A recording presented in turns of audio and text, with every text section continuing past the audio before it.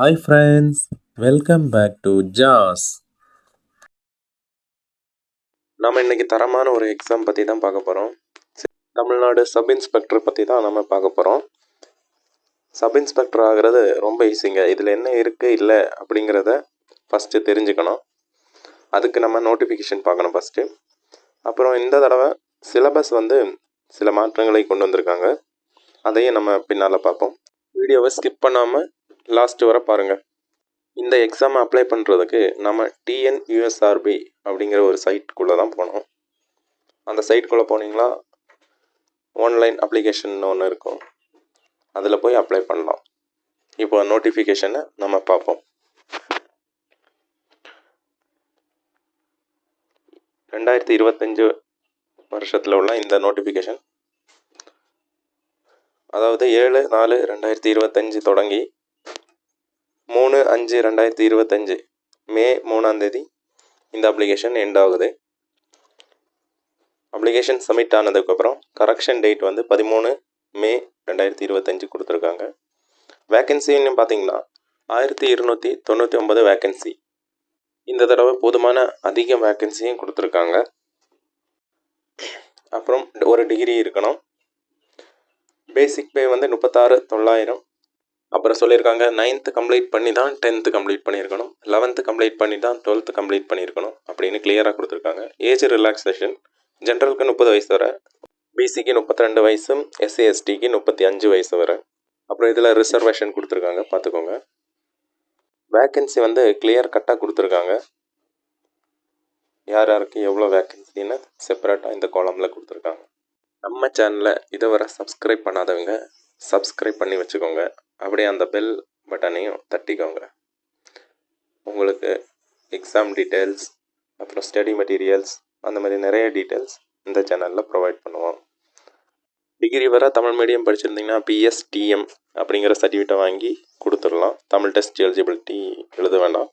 இல்லைன்னா Tamil eligibility test வந்து கண்டிப்பாக அட்டன் பண்ணி தான் ஆகணும். தமிழ் எலிஜிபிள் டெஸ்ட் வந்து 100 மார்க்குக்கு இருக்கும்.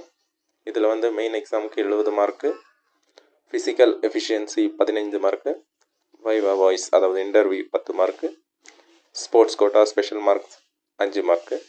அப்படி 100 மார்க்குக்கு நமக்கு மெயின் எக்ஸாம் நடக்கும்.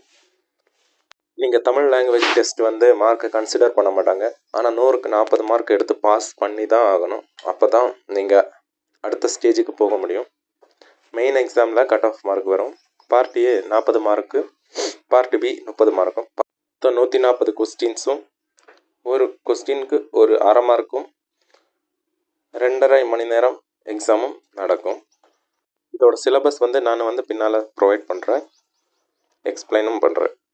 எக்ஸாம் முடிஞ்சது கட் ஆஃபில் வந்துட்டிங்கன்னா document verification, certificate verification, physical measurement test, endurance test அப்படின்லாம் நடக்கும் ஸ்டேஜ். அதை பற்றி விரிவாக பார்ப்போம். ஃபிசிக்கல் எக்ஸாமினேஷன், அதில் ஃபஸ்ட்டு சர்டிஃபிகேட் வெரிஃபிகேஷன் நடக்கும். அப்புறம் ஃபிசிக்கல் மெஷர்மெண்ட், ஹைட்டு வந்து 170 சென்டிமீட்டருக்கு மேலே இருக்கணும் மென்ஸ். செஸ்ட்டு வந்து 81 சென்டிமீட்டர் அண்ட் ப்ரீத் இன் பண்ணும்போது 86 சென்டிமீட்டர் இருக்கணும். ஹைட்டில் பார்த்துக்கோங்க, 169.8 சென்டிமீட்டர் இருந்தாலும் 170 தான் கன்சிடர் பண்ணுவாங்க.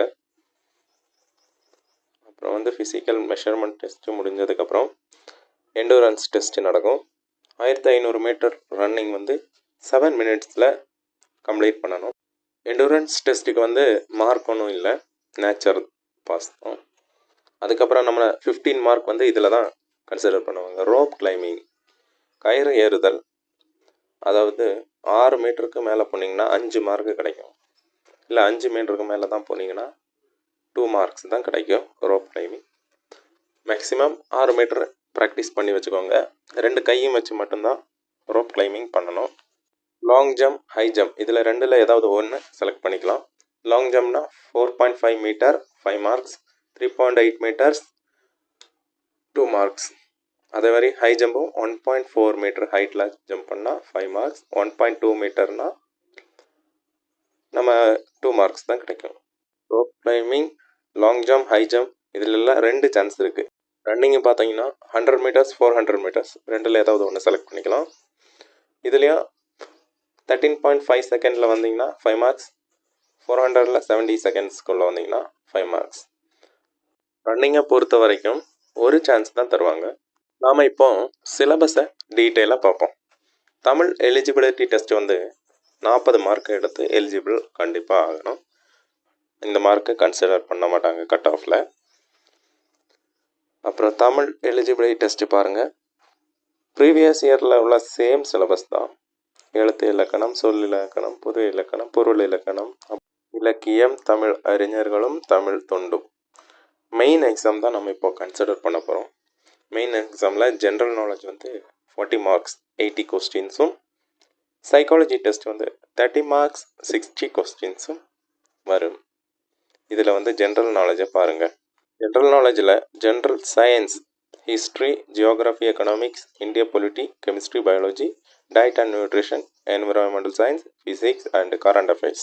சயின்ஸில் உள்ள எல்லா சப்ஜெக்டும் கொடுத்துட்டு ஜென்ரல் சயின்ஸுன்னு போட்டிருக்காங்க. அப்போ இந்த தடவை சயின்ஸில் வெயிட்டேஜ் அதிகமாக இருக்குங்க. இந்த எல்லா சப்ஜெக்டையும் கிளியர் பண்ணிடுங்க படித்து. ஏன்னா எங்கேருந்து வேணால் கொஸ்டின் கேட்கலாம். அதுதான் இந்த வருஷம் உள்ள சேஞ்சஸ். சைக்காலஜி டெஸ்ட் வந்து ப்ரீவியஸ் இயர் கொடுத்த மாதிரி தான், ரொம்ப டீட்டெயிலாக கொடுக்கல. வேக்கன்சியும் அதிகமாக இருக்குது, சிலபஸும் கன்ஃபியூஸ் பண்ணியிருக்கிறதுனால இந்த தடவை புதுசாக படிக்கிறவங்களுக்கு ஒரு சான்ஸாக கிடைக்கும். எல்லாமே படித்து எஸ்ஐ ஆக வாழ்த்துக்கள்.